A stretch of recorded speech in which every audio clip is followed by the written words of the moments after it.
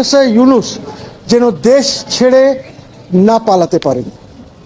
আমার ইনস্ট্রাকশনসে তারা এই নোটিশটা দিচ্ছেন।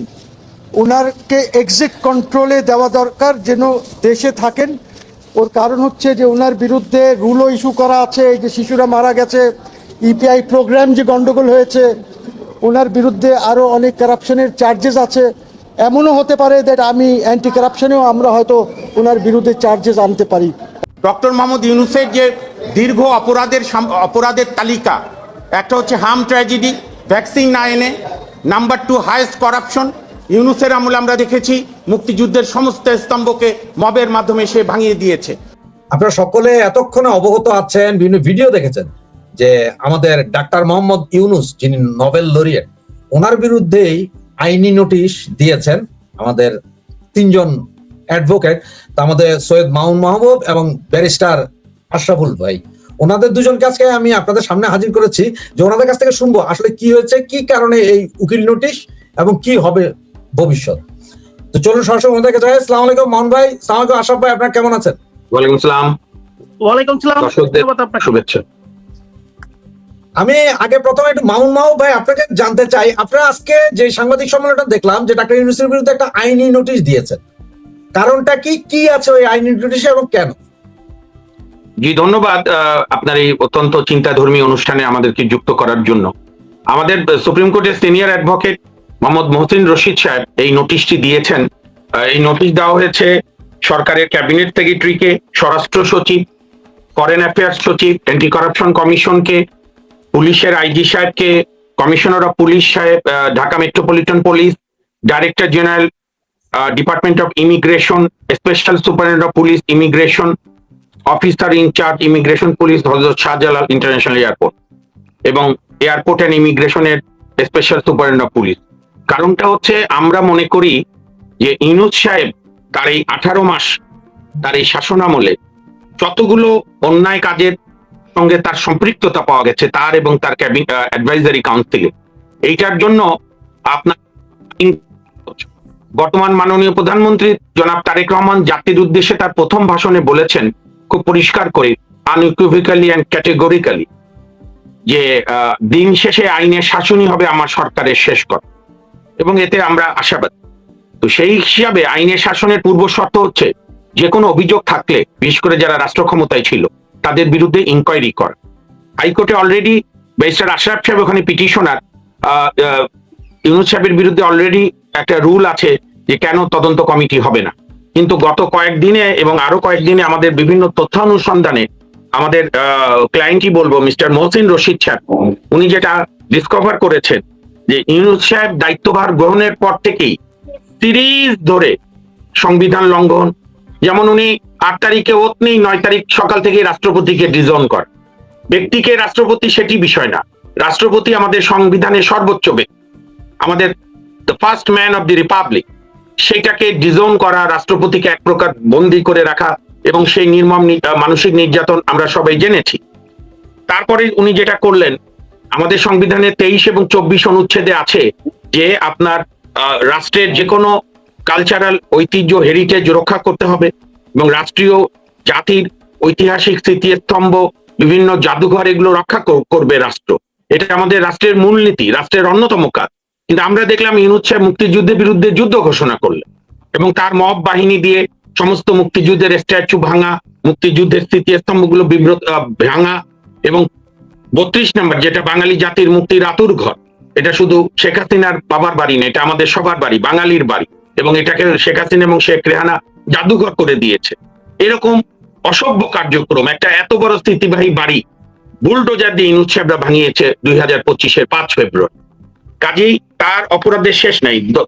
দলীয়করণ, দলবাজি, তার আত্মীয় স্বজন, এটাকে বলতো আপনার এনজিওগ্রাম সরকার, তারপরে আপনার পার্সোনাল যে সুবিধা উনি নিয়েছে, এইটা আনপ্রেসিডেন্টেড, আনহার্ড অফ।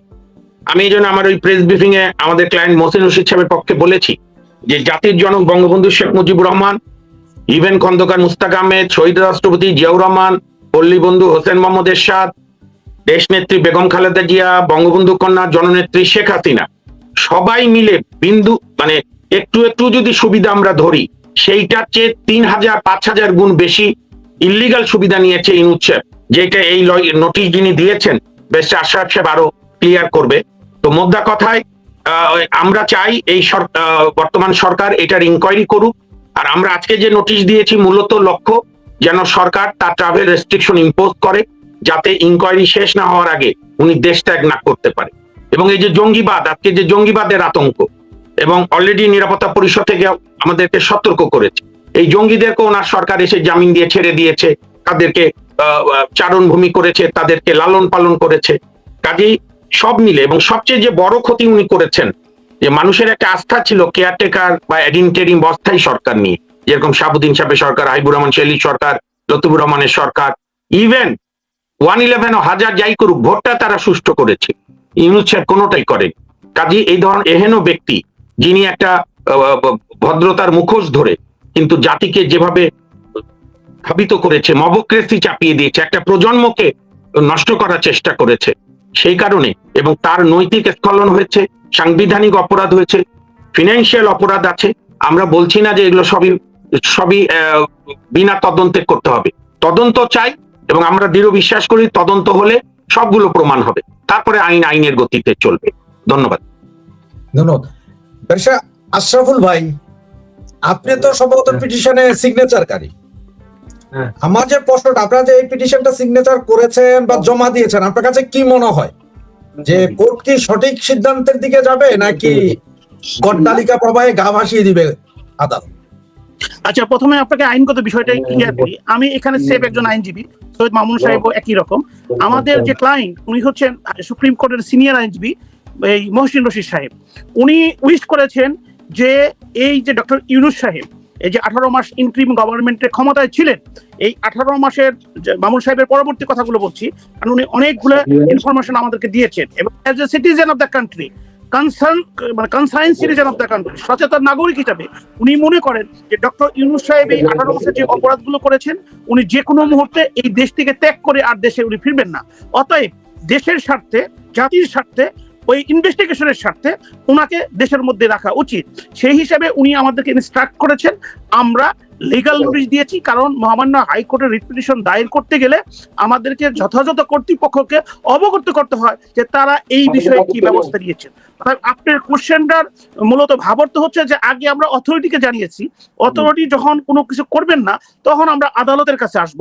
আদালত হচ্ছে সকলের জন্য সার্বজনীন, ন্যায় বিচারের স্বার্থে। এখন যে বিষয়টা হচ্ছে যে আপনাকে একটা জিনিস বলি, যে দেশের স্বার্থে যে কোনো বিষয়ে আমরা সমস্ত বিতর্কের ঊর্ধ্বে চলে আসবো। এখানে আমাদের কারো কোনো শত্রুতা এবং কারো কাছে কোনো আমাদের কোনো বৈষম্য নাই।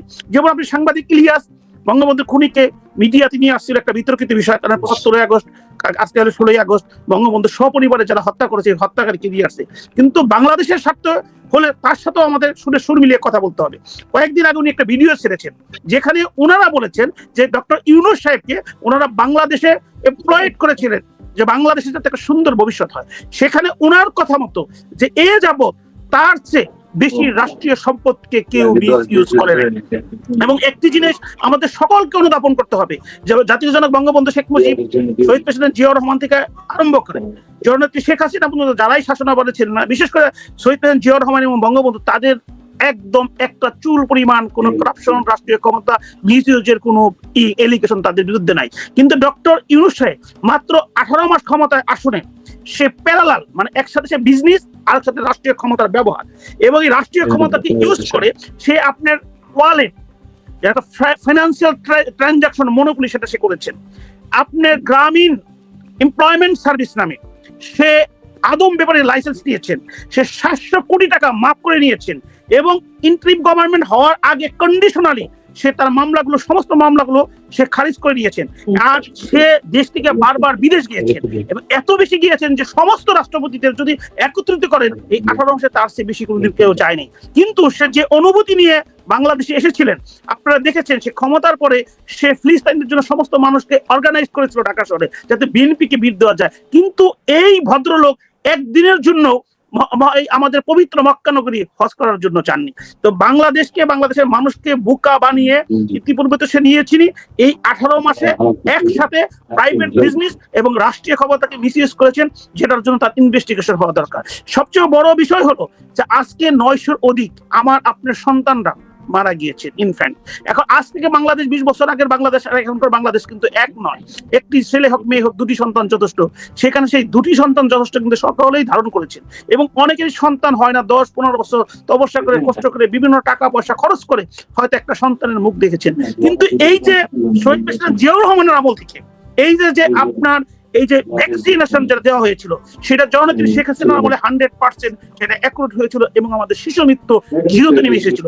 কিন্তু শুধুই যে বললাম যে রাষ্ট্রীয় ক্ষমতা এবং তার ব্যক্তিগত বিজনেস দুটাকে সমান্তরাল করার জন্য ওইটাও সে বন্ধ করে দিয়েছিল, যেখানে ইউনিসেফ বারবার তাকে রিকোয়েস্ট করেছে।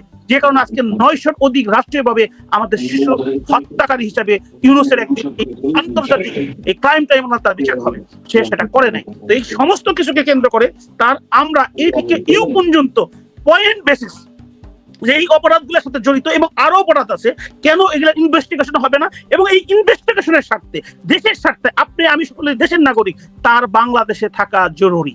কারণ সে করাপশন থেকে আরম্ভ করে ফেভারিটিজম, নেপোটিজম, এবং যেটাকে আপনাকে বলা হয় যে কনফ্লিক্ট অফ ইন্টারেস্ট, ক্ষমতাকে মিসইউজ করে তার গ্রামীণ ব্যাংক, তার গ্রামীণ ট্রাস্ট, তার গ্রামীণ এমপ্লয়মেন্ট, তারপরে ওয়ালেট, তারপরে বিভিন্ন কিছুকে মিসইউজ করেছে এবং ক্ষমতাকে ইউজ করে বিভিন্ন দেশে দিয়ে এইগুলোকে আরো পেট্রোনাইজিং করেছেন।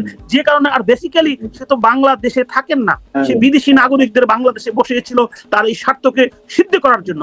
এবং আপনাদেরকে আরো স্মরণ করে দিই যে বাংলাদেশটাকে চিরতরে ধ্বংস করার জন্য প্রথমেই তাদের প্রস্তাব ছিল আলী রিয়াজের মাধ্যমে যে বাংলাদেশকে আপনার প্রভিন্সিয়াল রাষ্ট্র করতে হবে। প্রভিন্সিয়াল রাষ্ট্র কোথায়? আমরা যদি পাকিস্তানকে এক্সাম্পল হিসেবে নিই, আমাদের অনেকে পাকিস্তান প্রিয় আছে।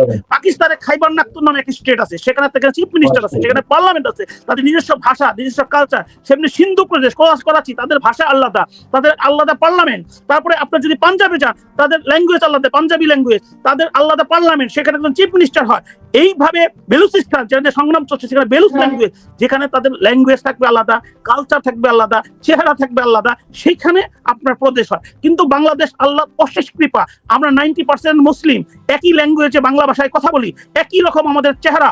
সমস্ত বাংলাদেশ যদি চিটাগাং এবং কুমিল্লার মধ্যে মাঝখানে কিছু আপনার টিলা ছাড়া সমস্ত বাংলাদেশ সমতল, সেই দেশটাকে শুধু তাদের ব্যক্তি স্বার্থে দেশটাকে দুর্বল করার জন্য, চিরস্থায়ীভাবে দেশটার ক্ষতি করার জন্য তারা কিন্তু দেশটাকে প্রদেশ করতে হবে। এইসব বিভিন্ন কিছু এই 8 মাস আমাদেরকে, এই 18 মাস চোখে ধোলা দিয়ে দেশের সমস্ত সম্পদ দেশকে আজকে যে বিদ্যুৎ নাই, আজকে যে আমরা বিদ্যুতের জন্য হাহাকার করতেছি, আজকে যে আমাদের গ্যাস নাই, আমরা যে হাহাকার করতেছি, এর সমস্ত জন্য দায়ী হচ্ছে ইন্টিম গভর্নমেন্ট। কারণ সে যেখানে স্বার্থ না পড়ছে সেখানে সে সেকেন্ডারি হয় নাই, সেটাকে সে প্রতিবন্ধকতা সৃষ্টি করেছে। এই 18 মাস প্রতিবন্ধকতা হলে বর্তমান সরকার এই 6 মাসে তাদের ফাইট করতে হয়েছে। যদি সে সত্যিকারে আন্তরিক থাকতো, তার যে ইন্টারন্যাশনাল ব্যক্তিত্ব ছিল সেটা বাংলাদেশকে ছাড়িয়ে গিয়েছে, সে কিন্তু অবশ্যই এই বাংলাদেশকে একটা আধুনিক বাংলাদেশ একটা রূপকার হতে পারতো। বাংলাদেশের বিশ্বের যে দেশে উনি বসবাস করেন, যে জায়গায় উনি বসবাস করেন, সেই রূপায়িত করতে পারতো। কিন্তু আপনি লক্ষ্য করবেন ডেমোক্রেসির মাধ্যমে প্রতিষ্ঠিত জিনিস, যেটা শহীদ মামুন সাহেব বলেছেন যে আর্টিকেল 24 যে রাষ্ট্রীয় সম্পদ যেখানে আমাদের রক্ষা করার কথা, আর্টিকেল 21 যেখানে নাগরিক হিসাবে আমার দায়িত্ব, এগুলো সমস্ত কিছু ধ্বংস করেছেন এবং নিজে সুপারভাইজিং করে, রাষ্ট্রীয় পেট্রোনাইজিং করে ওই 32 বোল্ডার যা দিয়ে ওই আমাদের মুক্তিযুদ্ধের আতঙ্কটাকে ধ্বংস করেছেন। এই জন্য তাকে লিগ্যাল নোটিশ দেওয়া হয়েছে, যাতে কোনো ক্রমে তার করাপশন, তার নেপোটিজম, ফেভারিটিজম, রাষ্ট্রীয় ক্ষমতা নিজের নামে ব্যবহার করা, রাষ্ট্রীয় পাওয়ার নিজের নামে ব্যবহার করে বিভিন্ন দেশ থেকে সুযোগ সুবিধা নিয়ে, এবং এই যে 900 অধিক শিশু মৃত্যুর কারণ, এগুলো সমস্ত কিছুকে কেন্দ্র করে যাতে উনি দেশ থেকে না যেতে পারে। আপনাকে বলা দরকার, ইতিপূর্বে আমি একটা রিট পিটিশন করেছি, সেটা হলো যে আইনের ভাষায় section 3 of the inquiry of commission অ্যাক্টের মাধ্যমে তার একটা কমিশন তদন্ত করার কথা। সেটার রেজাল্ট এখনো আমি একজন পিটিশনার হিসেবে পাইনি, সেটাও কিন্তু একটা পানিবদ্ধ বিষয় আমাদের লিগ্যাল নোটিশের মধ্যে আছে। তবে এই লিগ্যাল নোটিশটা আমরা দিয়েছি, আমরা ইনস্ট্রাক্টর হিসেবে আদর্শিত হয়েছি জনাব মহসিন রশিদ, যিনি সিনিয়র অ্যাডভোকেট। আপনারা দেখেছেন বিভিন্ন বিষয় নিয়ে সবসময় উনি রাষ্ট্রের মানুষের পক্ষে ফাইট করেন, তার পক্ষে আমরা দিয়েছি। এখন দেখা যাক যে লিগ্যাল নোটিশে যথাযথ কর্তৃপক্ষ কি ব্যবস্থা গ্রহণ করে। যদি ওনারা ব্যবস্থা গ্রহণ না করে এবং আমাদেরকে যে ইনস্ট্রাকশন দিয়েছেন জনাব মহসিন রশিদ সাহেব, যদি উনি মামলা ফাইল করতে বলেন, আমাদের ইনস্ট্যান্টলি উনি দিয়েছেন, আমরা মহামান্য হাইকোর্টে রিট পিটিশন ফাইল করবো যাতে উনি দেশ ছেড়ে পালাতে না পারেন। ধন্যবাদ আপনাকে। আমি মামুন ভাই, আমরা সচরাচর না সবসময় দেখি, বিদেশে হয়, এইসব দেশেও হয়। আমি যদি আপনাকে ছোট্ট করে একটা কথা বলি, যেমন ফ্রান্সে সৌদির বাদশাহ এবং তার পরিবার ফ্রান্সের একটা দ্বীপে আসছিলেন ঘুরতে, নেস বলে সমুদ্র সৈকত।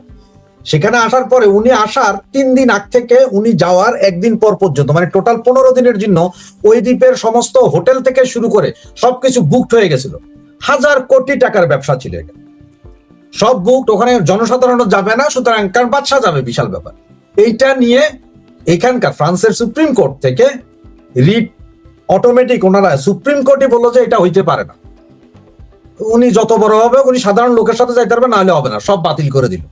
এটা অনেক সমালোচনা কিন্তু বাতিল করেছে কোর্ট। বাংলাদেশেও আমরা অনেক দেখেছি যে হাইকোর্ট বা সুপ্রিম কোর্ট নিজ থেকে রুল জারি করে জনস্বার্থে। এখন কেন মহসিন রশিদকে দাঁড়াইতে হইলো, আপনারা যে সেটা রিড করতে হইলো, কোর্ট এখন নিজের থেকে কিছু করে না কেন? আগে তো অতীতে নিয়ে লেগে যাইতো কোর্ট। কি আমাদের জাতির দুর্ভাগ্য যে আমাদের বিচারাঙ্গনকে আমরা কখনোই স্বাধীন এবং জনমুখী করতে পারিনি। এটি সব সরকারেরই ব্যর্থতা, একদম আপনি 72 থেকে শুরু করে আজ অবধি। বিশেষ করে আমি আইনজীবী হিসেবে লক্ষ্য করেছি। যেমন ধরেন বঙ্গবন্ধু হত্যার পরে বঙ্গবন্ধু হত্যার বিচার বন্ধ করে যে আইন হলো, হাইকোর্টের একটা রিট বেঞ্চ তুমোটো রুল দিতে পারত যে কোনো ব্যক্তির হত্যার বিচার হবে না, এটা কোন আইন? তো যাই হোক, আমরা এই বেদনার কথা আরেকদিন বলা যাবে। তবে আমরা মনে করি যে বর্তমান বিচার বিভাগে আমরা যাব। মহসিন রশিদ সাহেব আমাদের সর্বজন শ্রদ্ধেয় এবং একই সঙ্গে ব্যারিস্টার আশরাফ সাহেবের এখন অফিসিয়ালি ক্লায়েন্ট। উনি বলেছে 7 দিনের মধ্যে যদি ইউনূস সাহেবের উপর নিষেধাজ্ঞা জারি না হয় তার দেশ ত্যাগে, তাহলে আমরা হাইকোর্টে যাব। এবং আপনি যে কথাগুলো উদাহরণগুলো দিলেন, সেই উদাহরণের উপর ভরসা ও উদাহরণ সহই আমরা হাইকোর্টও বলবো। শোনেন, আমাদের কাজ হচ্ছে লড়াই করে যাওয়া মানুষের অধিকার আদায়ের জন্য। এখন অনেক সময় মনে হয় যে অন্ধের বাজারে চশমা বিক্রি করছি, কিন্তু আমরা এই চশমা বিক্রির কাজ করব, আয়না দেখাবো, এবং এটা বিচার বিভাগের কাজ। আমরা প্রত্যাশা করি বিচার বিভাগ এই কাজগুলো করবেন, বিশেষ করে আমরা যখন মামলা নিয়ে যাব। কারণ ইনকোয়ারি হতে তো কোনো বাধা নেই। ইনকোয়ারিতে যদি প্রমাণ হয় মোহাম্মদ মহসিন সাহেব যে অভিযোগে নোটিশ এনেছেন সেটা ইউনূসের বিরুদ্ধে কোনো অভিযোগ নাই, তাহলে তো ভালো। আর যদি প্রমাণ হয় তাহলে সেটার বিচার করতে হবে, কোনো ব্যক্তি বিচারের ঊর্ধ্বে না। লর্ড ডেনিং এর একটা বিখ্যাত উক্তি আছে, nobody is above the law, everybody within the law. এবং আমাদের সংবিধানও আছে, কেউ সার্বভৌম না, জনগণ সার্বভৌম। সবাই জনগণের জন্য কাজ করবে, বিচার বিভাগ, নির্বাহী বিভাগ, আইন বিভাগ সহ সবাই। তো আমরা প্রত্যাশা করি বর্তমান সরকার নিঃসন্দেহে এই লিগ্যাল নোটিশকে গুরুত্ব দিয়ে অনুধাবন করবেন। আর যদি ওনারা আগামী 7 দিনের মধ্যে ইউনূস সাহেবের দেশ ত্যাগের ব্যাপারে কোনো নিষেধাজ্ঞা না দেন, তাহলে মহসিন সাহেব যেভাবে বলেছেন আমরা হাইকোর্টে রিট পিটিশন করব, এবং let's hope for the best. ধন্যবাদ মাহবুব ভাই এবং আশরাফ ভাই, আপনাদের দুজনকে যে এই সময়ে ব্যস্ততার মধ্যে সময় দেওয়ার জন্য। গভর্নমেন্টের বিরুদ্ধে এখন পর্যন্ত কেউ আসলে সেভাবে নামে নাই, তবে আপনারা দুজন এবং মহসিন রশিদ স্যার যেভাবে আইন নিয়ে লড়ছেন ওনার বিরুদ্ধে, আমরা আপনাদের শুভকামনা করি এবং এটাও কামনা করি যাতে কেউ আবার আপনাদের মব করতে না যায়, কারণ আমরা তো মবের রাজ্যে বাস করি। ইউনূসের বিরুদ্ধে কথা বললে তো মব হবে। এই ব্যাপারে রাশেদ ভাই একটু বলি আপনাকে, সরি আমি দেখলাম যে কথাটা বলা দরকার। প্রথম কথা হচ্ছে মহান মুক্তিযুদ্ধ 1971 সালে যারা শহীদ হয়েছেন তাদের পরিবার ছিল, প্রিয়জন ছিল, প্রেমিকাও হয়তো বা ছিল, তারা সবকিছুকে তুচ্ছ করেই মৃত্যুকে কিন্তু ধারণ করেই তারা যুদ্ধে নেমেছে। এখনো যে আমাদের সেনাবাহিনী বলেন, পুলিশ বলেন, নৌবাহিনী বলেন, বিমান বাহিনী বলেন, তারা কিন্তু দেশ মাতৃকার জন্য সদা সর্বত প্রস্তুত থাকে কিভাবে তাদেরকে জীবন দিবে। তা আমরা যেহেতু আল্লাহর রহমতে আমরা সুযোগ পেয়েছি মানুষের পক্ষে, রাষ্ট্রের পক্ষে কথা বলার জন্য, এই ডেমোক্রেসি থেকে আমরা কখনো ভয় পাই না। আপনি শুনলে অবাক হবেন, সব আমলে জেল খাটি, এই আমলের 6 মাস এখনো জেলে যেতে হয়নি। জানি না যে কি হবে, কিন্তু সত্য কথা বলে যাবো, শেখ হাসিনাকে আমি নরকের জন্য আখ্যায়িত করেছিলাম মানুষের প্রয়োজনে, দেশের প্রয়োজনে। যদি ওনারা আমাদের মতো লোকেরা যে কথা বলছে এটা শুনতেন, হয়তো আজকে বাংলাদেশের পরিবেশ এরকম হতো না, মানুষের এই ডেমোক্রেসি সৃষ্টি হতো না। যে কথাটা না বললেই চলে না, আপনার আমাদের সমাজ কল্যাণ মন্ত্রণালয় থেকে গ্রামীণ ট্রাস্টের নামে উনি সমস্ত নিয়মকে তথ্য চাচ্ছিল। আমি ডক্টর ইউনূস সাহেবের কথা বলছি, যেটা মানুষের একদম